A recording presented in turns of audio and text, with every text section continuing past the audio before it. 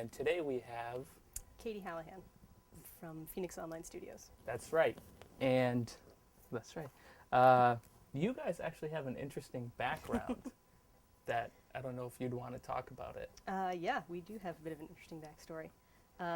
So Phoenix Online started as a group of fans of the King's Quest game series, which was done by Sierra Online back in like the 80s and 90s. It was pretty popular then.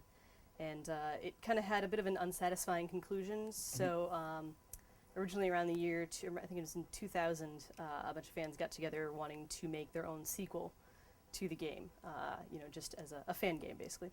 And then it kind of stagnated for a little while, and in 2002 really started picking up movement, and we worked on that, and in the process, actually learned how to make a video game, which none of us really quite knew when we started off. And also in that time, we had not one but two different cease and desist orders that we got from the people who actually owned the IP. Originally, first time it was Vivendi, who owned it, and I believe that was in 2005. And we were able to, our fans took up this huge, emailing, calling, letter writing to Vivendi to get them to let us release the game, and we were able to reach an agreement with them, which was great. And then still worked on it for several more years, and in 2010, we went to our contact there, we're like, hey, we're ready to release the game. They're like, that's great. We don't own that anymore, Activision does. Like, okay, so we talked to Activision, they have no idea who we are.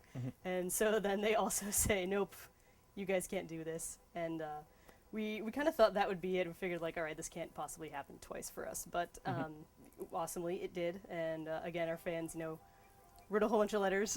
Yep. And emails and called in and everything. And we were able to reach an agreement with Activision as well. And we finally started releasing The Silver Lining, which is the name of the game, in 2010. All right.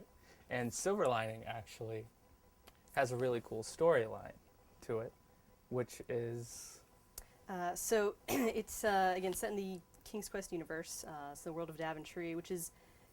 they were adventure games. They pulled a lot of story elements from, like, folk tales and fairy tales and myths. So, you'd run into, like, like, one of them had, walking through a catacomb maze to fight the Minotaur. And other ones you have, Little Red Riding Hood is running around, things like that. So we set ours in, and they all focus on this royal family from a made-up country called Daventry. Okay. So we set ours in the Land of the Green Isles, which was from King's Quest VI, which was kind of generally the most popular one that they had. And, taking place a few years later, and the main character, King Graham, one of his children is getting married, and then in the middle of this wedding ceremony, a bad guy shows up and puts a curse on his children, and they're in this sort of comatose sleep, and he starts going on this journey to collect ingredients for a spell so that he can enter their dreams and help cure them of this curse that's going on. It's really cool. Now I get to ask you about a game that I really thought was awesome. Cognition. Yes. I really like the storyline for Cognition a lot. The whole story of being able to touch items, see the whole past thing. For people who don't know what Cognition is, if you want to talk about that. If you don't know. So Cognition is our first commercial game that we started releasing in fall of last year. Like The Silver Lining, it's an episodic adventure game, and in that one, play Erica Reed, who's an FBI agent, and she has an ability to touch items or people and see visions of the past. So, she could, touch a chair and see someone who's sat in that chair, things like that. And over the course of 4 episodes, she's chasing down different serial killers. And as the story progresses, she starts to notice someone is clearly leaving clues that are meant for her, specifically because of what she can do, which brings up the question, of course, who knows about this, because it's a secret. Yep. And, what do they want from her? Why are they leaving these clues? And building towards the finale of that, where, she finds out and sort of there's a big final showdown. It's been an interesting difference of experience with working on Cognition, which is, we have a team that's full-time and paid and everything, versus on The Silver Lining, it was all people who were volunteering their time. So it's a very different management style, and especially with the volunteer time thing, you get some great people, which is how we found a lot of the people we have on Cognition. But they always like, well, you're not paying them, so their real lives are going to their day job or just their personal lives and so forth. So you have to definitely be dedicated to it. And set aside the time. So when you first started out what did your friends and other people you know say? When we first were doing the silver lining, let's see. I mean, people thought it was kind of neat. Okay. They weren't really sure, like, I think quite how that worked at first. Kind of like, so how do you do this? How does this happen? Yeah. And kind of, they would also be kind of wondering what I was doing making a video game, because I was, I was an English major in college, and Oh, okay. I was like, well, I'm one of the writers, so I'm not programming anything.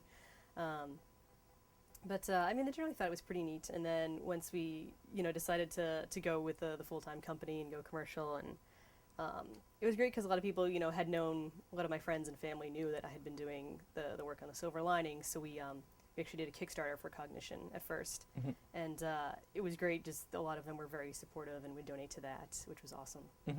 So, and they all think it's really cool that I get a chance to actually do what I love and give it a real try. And we'll see how it goes in the long run, but so far so good. Very nice. So where can people get Cognition?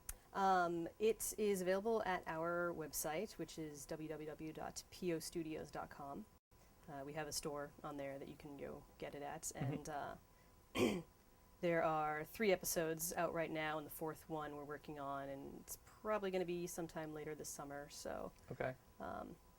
Probably by the time we get to BostonFIG in September, I should have the 4th episode to show off. Very nice. And you can also the silver lining is on there as well, and that's completely free Okay. to download for everybody. So Very nice. So that's Katie Hallahan from Phoenix Online Studios, and that's it. And until next time,